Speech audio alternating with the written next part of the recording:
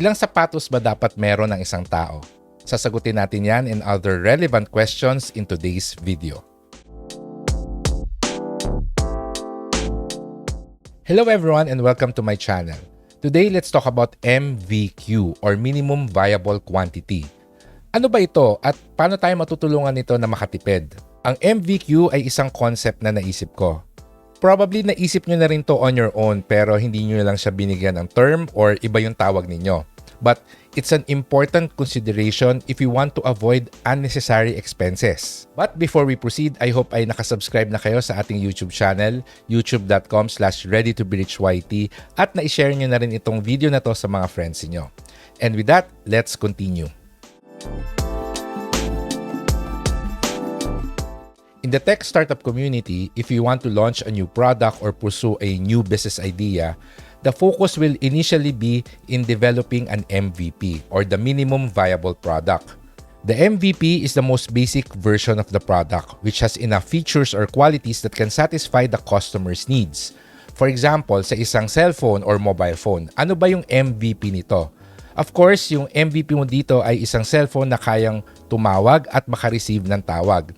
That's the MVP. Hindi mo kailangan ng magandang camera, hindi mo kailangan ng magandang sound. So for a mobile phone, its ability to make and receive calls is the minimum feature or function that you need to sell it as a viable product. So ngayon, ano naman yung MVQ? Ang MVQ or Minimum Viable Quantity refers to the number that is the least or the essential amount that you should own of a particular item. In other words, it answers the question, how many of these items do you really need? For example, toothbrush. Ilang toothbrush ba talaga ang kailangan ng isang tao? If you're like most people at kasama ako dito, isang toothbrush lang ang kailangan natin for our everyday and daily use.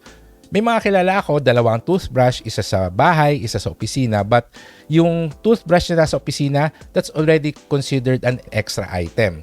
But the minimum viable quantity, yung ilan ba yung toothbrush na kailangan mo para mag-survive, ay isa lang. Because, of course, yung toothbrush mo sa bahay, you can always just bring it to the office. Another example is the television. Ilang TV ba talaga ang kailangan natin sa isang bahay? For most households, most Filipino families, ang sagot dito ay 1.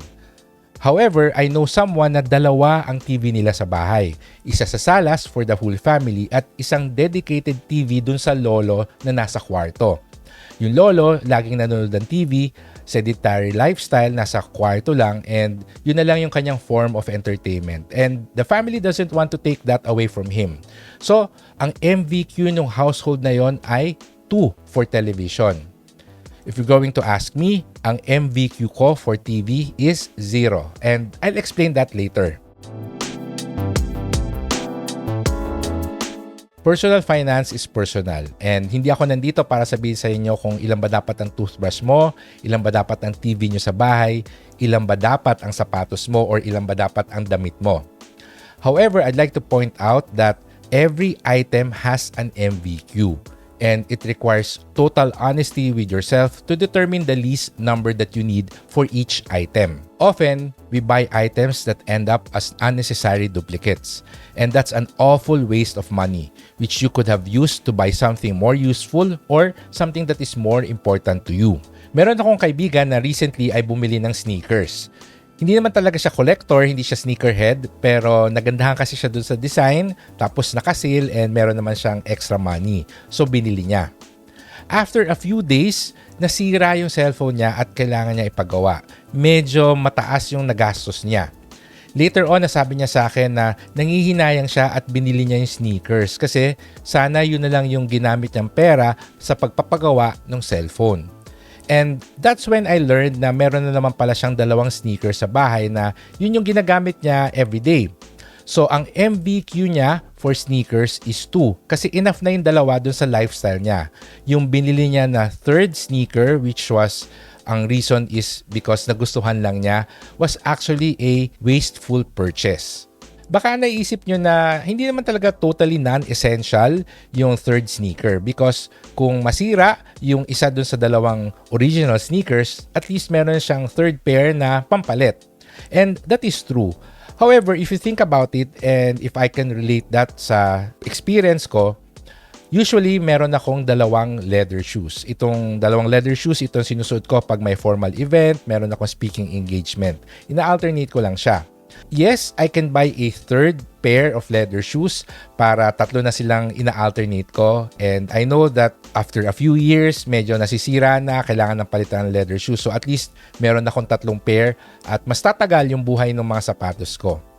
However, if I think about it, okay na sa akin yung dalawa kasi if may masira doon, then I can always just immediately buy a new pair of leather shoes. So in short, ang extra or spare na leather shoes ko is just in the form of cash. It's also important to note that having more of something doesn't always make it more fulfilling. Just imagine, what if meron kayong 5 cellphone? Do you think your life will be happier because of that? I don't think so. In the book Your Money or Your Life by Vicky Robin, Joe Dominguez, and Monique Tilford, they mentioned the concept of a fulfillment curve. The fulfillment curve states that there's a certain quantity for anything at which we can get the most satisfaction. More than that, the fulfillment then gradually decreases. For example, sa cellphone, masaya ka na meron kang isa. Siyempre, mas masaya ka na 2. What if 5? What if 10? There's always that certain number kung saan nasa peak yung satisfaction natin. Siguro kung 20 yung cellphone mo, parang babaliwalain mo na lang yung ibang cellphone kasi meron kang magkakaroon ng 2 or 3 favorite na yun lagi yung ginagamit mo. So, yung satisfaction or yung level of happiness that you experience because you have so many cellphones, hindi na ganun kalaki as compared to just having the 3 best model cellphones today. So, it's important to be aware that there's a fulfillment curve, but more than that, there's also the MVQ or minimum viable quantity. Another example is yung caramel sundae ng McDonald's. This is one of my favorite desserts. And today, there's always a McDonald's around the corner, and if I want to, I can actually afford to eat one every day. Pero bakit hindi ko siya ginagawa? Kasi kung araw-araw ako kakain ng caramel sundae, mauumay ako sa kanya at hindi na siya ganun kasaya kainin. And I realized that sa pagkain ng caramel sundae, ang fulfillment curve ko ay every 3 weeks. Doon ko nakukuha yung full satisfaction na ang sarap niya. Kapag once a week or more than once a week ako kumain, masaya pa rin pero parang hindi ko siya na-miss eh. And that's the reason why I only eat McDonald's caramel sundae every 3 to 4 weeks. Yun yung aking fulfillment curve and somehow related also sa ating topic which is yung minimum viable quantity. My last example will be my friend who is a bookworm. Mahilig siya magbasa at kaya niyang tumapos ng isang libro within 1 week. There was a time na mababa pa yung sweldo niya kaya ang kaya lang niyang bilhin ay isang libro per month. Bibili siya ng libro, matatapos niya within 1 week and maghihintay na naman siya ng 3 weeks bago makabili ng bago. That's why he promised himself na kapag tumaas ang sweldo niya, bibili siya ng mas maraming libro para mas masatisfy yung kanyang reading habit. Eventually, na-promote siya sa work and today, he could now afford to buy 5 to 7 books and that's what he did. However, after a few months, napansin niya na nadidisrupt yung kanyang reading habit. Sa sobrang dami niyang librong binibili, nalilito na siya kung alin ba yung uunahin. There were books na hindi pa niya nabubuksan na nabili niya a few months ago pa. And then when a plot becomes a little bit boring, he would stop reading it and jump to another novel. Eventually, he admitted to himself na hindi na masaya itong ginagawa niya and he needs to stop, he needs to change something. This is when he decided to stop buying books until mabasa niya lahat ng nabili niya. And this is when things started to go back to normal. At doon niya na-discover na yung peak fulfillment curve niya is only 3 to 4 books per month, not 5 to 7. So, ang kanyang MVQ, if you still remember that concept, or yung minimum viable quantity of book purchases per month is 3. So now, even if he could afford to buy more books, he doesn't because he knows that spending more won't make him happier. If you ask me 20 years ago kung ano yung MVQ ko for television, I would say 1. Ito talaga yung aking number 1 source of entertainment back then. However, this was also the time when I started my business. I pursued my freelancing career and got busy with life na hindi ako nakakapanood ng TV. There was a time na pagbukas ko ng TV, nagulat ako kasi iba-iba na pala yung channel assignments ng cable service ko. That's when I realized na, probably I could live without television. So, from 1, naging 0 yung MVQ ko for TV. From a home necessity, it became just something nice to have, but I can certainly live without it. So take a look around and see all your stuff. Look at the things that you own. And then honestly answer for yourself. What is the MVQ of each item? How many of these go beyond the minimum viable quantity? And perhaps you can just donate them or sell them and turn them back into cash.